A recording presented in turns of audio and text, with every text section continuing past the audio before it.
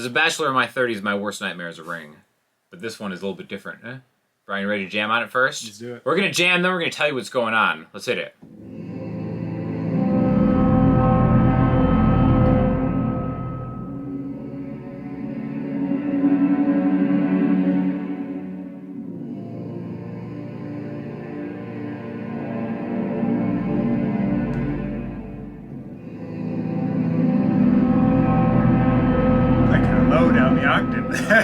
Man, we need to switch places. So if you can't tell, he's actually controlling this with his hand. We have the Enhancia ring here. Oh my goodness. It's like you're like a wizard.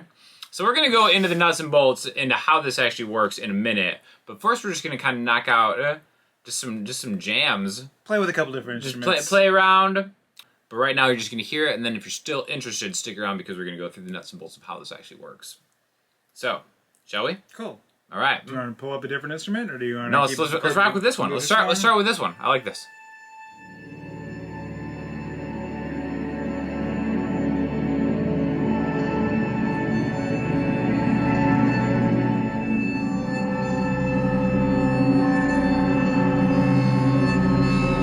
Got really sour. I don't even know what key we're playing in. Pick a key. All the keys. All the keys. D major.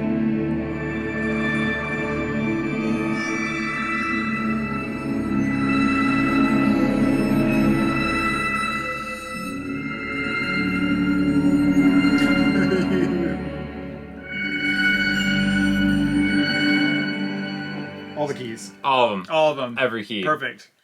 So again, depending on how we have this MIDI ring controlling different parameters of the sounds. This one's controlling the sort of the basic mod wheel, kind of blending these two sounds. There you go. It's wild. How about something else? Do another instrument. There we go. Just looking at like the interface for this plugin is just. Yeah, let's turn on the other parameter so we can get. All right, so now we can control two things at once with this. All right. All right. I mean C minor.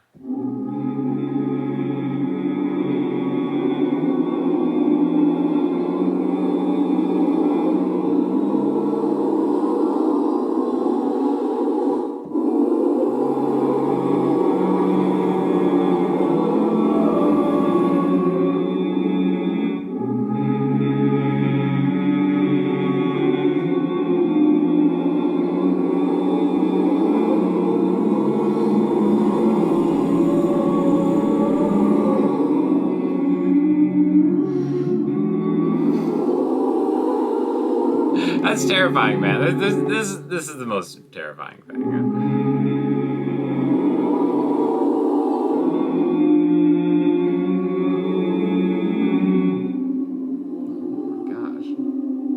That's the kind of the ghost face. Ghost face, and then what about the regular, just Phantom of the Opera face? Phantom of the Opera face. Sounds just like Phantom of the Opera.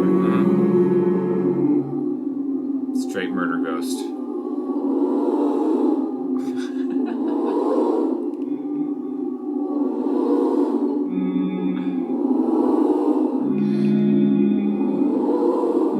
I love it. All right. I need some wild synth action now. Can you hit me with some wild synth action? Okay. And can I play acoustic guitar while you hit some 12-bar blues? We're gonna jam over the. This is so bad. This is what you pay the big bucks for, you guys. In A? A? Sure, of course. 2, 3, 4.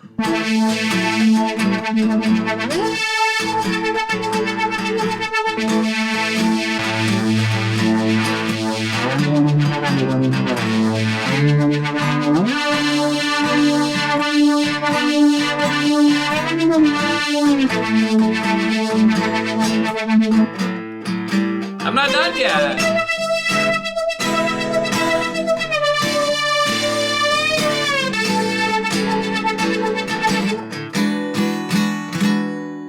So bad. We're available to play your next NAMM booth, guys. It's two-man blues synth jam. I think we're gonna make an instrumental track out of one of these, so stay tuned for that.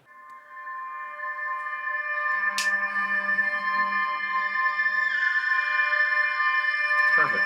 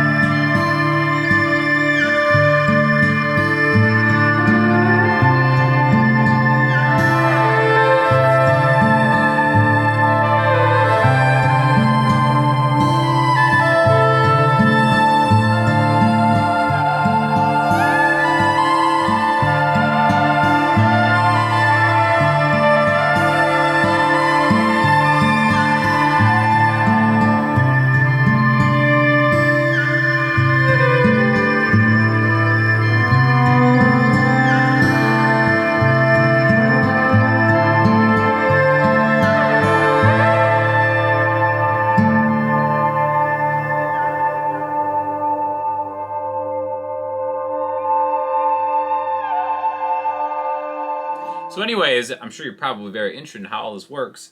So let's break down the interface in much greater detail. What do you say? Let's do it. You ever heard of Halo? You ever heard of Borderlands? This guy did the music. He knows everything there is to know about music.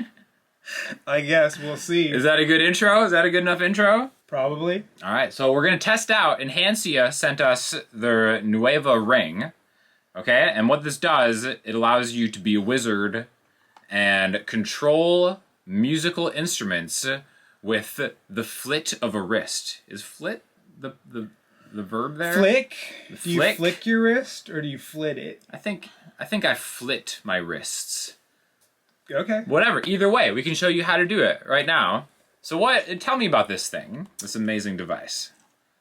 Well, so, I mean, from what I understand and from what I've used of it, you're basically able to control or send MIDI signals wirelessly from the motion controller that's built into this. So it sort of tracks motion a couple different ways. The flit, as with the flit of a wrist. Sean suggests, there's also would that be a tilt of your wrist?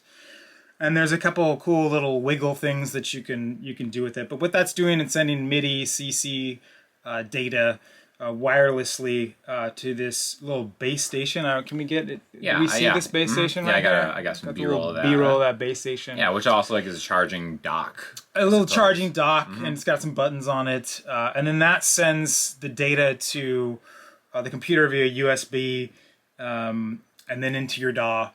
And it's sort of just acting like it's another keyboard or a MIDI controller that's connected to your DAW, and you kind of just, send in your information, and you can record it in real time, or you can sort of do separate passes and stuff like that. But you can't flit a keyboard.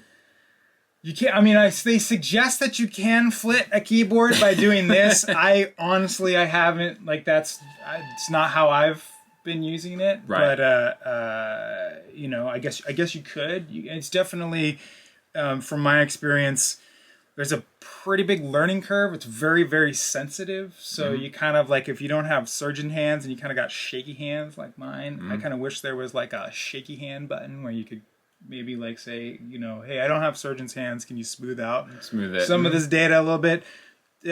You can learn to have nice hands with this, I suppose, or nice hands, or nice hands is the nice technical hands, term. Yeah. But I was a little frustrated at first, but I kind of got the hang of it. I figured out sort of what motions work and what motions So don't. show me your favorite use of this. So, right here. I mean, we'll just take this off for a bit so it's not doing anything. And so one thing that is critical whenever you're playing sort of string or pad sounds and you want to keep them from sounding sort of just too static, you want to have some sort of human emotion into them, especially with sort of orchestral sounds, orchestral strings or brass or things like that, is you want to use your mod wheel and your expression control to your advantage to breathe life and dynamic into sound. So instead of just playing stuff, straight chords, there's a little bit of built-in dynamic into just sort of the sample of the sound. But what I like to do is I usually just use this separate MIDI controller here, and I like to control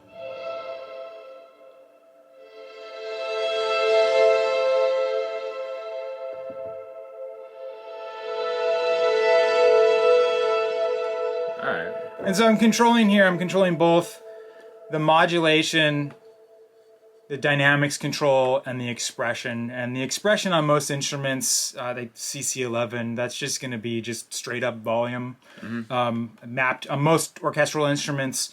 And then the mod wheel CC1 is going to be your dynamics. That's what's sort of selecting the sample layers from the sort of multi-samples. So the soft samples to sort of the more louder textures. And so the dynamic more changes your timbre of the sound, and then the expression is just going to be straight volume to blend it in. And I really like controlling both at the same time so that I can kind of drop everything out. It sounds super natural when you do it like that. Yeah, I mean, you kind of get that sort of natural human kind of expressing themselves, and it's a big part of whether you sort of perform it live like this. Another thing I like to do is, because I like to play with both hands, or I just suck a keyboard and I like to kind of program in. I'll just draw this stuff in. So a lot of people, it's pretty common to just take and draw this data in to one of these lanes. So we'll go here and we'll look up the a Reaper Man right here, by the way. In case you're like, what is this strange DAW that I'm looking at?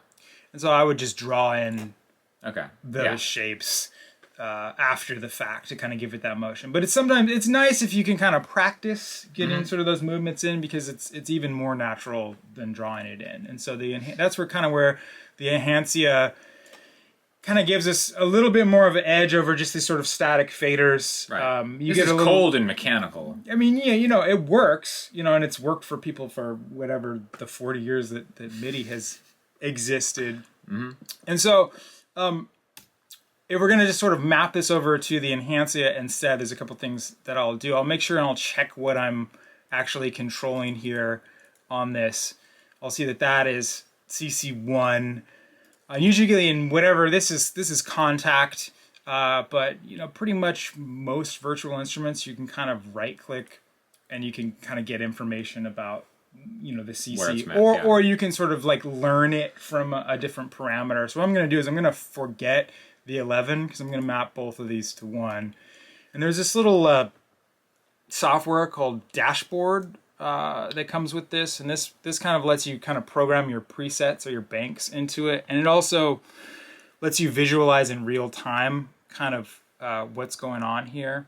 Yeah, you can see kind of like the amount of range that you have going on here. Yeah, and so this is the tilt, and this is what I find myself using the most, and I found that if I kind of work my hand kind of into a fist and then let it back out again, that's what works the most for me. Or if I make really big motions, if I want to get really excited. But I found that this was kind of doing it the best for me. And so the trick is you kind of want to use your own hand and get it on your, wherever it's going to be on your knuckle.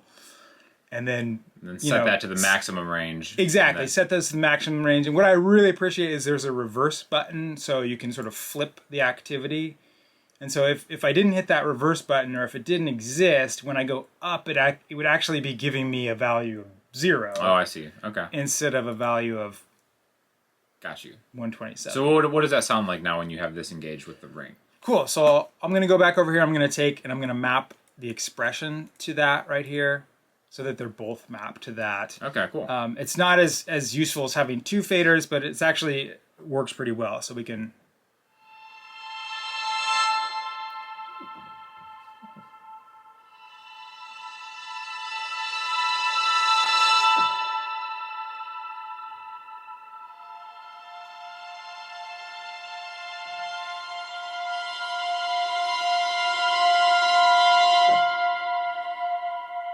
So it's pretty expressive. Yeah, I would say feelings right there.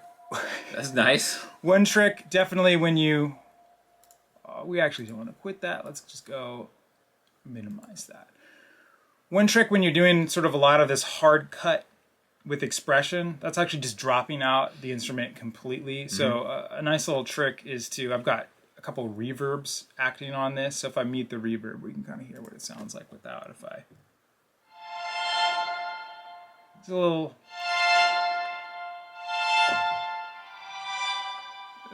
kind of choppy, and you're not getting that sort of decay in the room. The tail, yeah. So I'm kind of just cutting this whole thing off here. So just adding a little bit of sort of extra long reverbs. I think I'm using like this replica. I just really like this one preset in here called Wormhole. Somebody on the internet was doing a video, and I heard this Wormhole preset, and I was like, oh, damn. This is the one.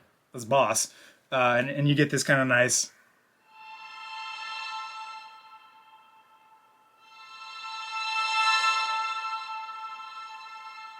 Okay. Nice little tail. I also have another one on here. I'm using this oldie but a goodie, the VSS3 from the TC System 6000. Yeah, your reverb game is on point, man. I really want to just appreciate that for a second. It always sounds great. Thank you. Another added bonus of the ring is, like, I like to wear it when I'm out in public. Oh, yeah. If I don't feel like fighting the ladies off, you know what I mean? Sometimes I just show them the ring, and they're like, oh, excuse me, sir. Excuse me. added enhanced bonus, you know. Yeah. Not in the manual. Pro tip, not in the manual. Not in the pro tip, not in the manual. Yeah. I would say the other thing that it was a little confusing when I watched the demo videos of this ring was that the way that the motions were happening, I thought that it tracked sort of where it is in space. It does not really do that. Like it's not, the altitude is not something that it's tracking, at least in this current iteration. It's actually, what it's tracking is itself. It's sort of this kind of nugget, and if it's tilting either forward or side to side, Okay. or if you do kind of like a shaky little thing, you can kind of get it to. There's a setting called vibrato that you can kind of turn on and see it's Okay, yeah, you can see it going back and forth. tracking me right there. It's not going to make a lot of sense on this specific Yeah, so you can instrument. activate also too on here, just on the actual hardware, which ones are engaged. Yeah, and so that really helps. What I found is like I'm mostly just like 99% of the time I'm just using the tilt, and so I'll just kind of turn everything off. I've done a couple of cool tests where I use tilt and roll to kind of get like a motion like that, where I can do that kind of thing. Mm-hmm. It's going to take a little bit more practice. This isn't a natural movement for you in your day-to-day life? Not really. I mean, like conceptually in my head, I'm like, oh, it'd be really cool if I could do, let's say I had like a synthesizer and I wanted to control the filter cut off, so it kind of opens up, but then like gets thrown into a reverb as I twist my wrist. I can kind of do kind of cool effects.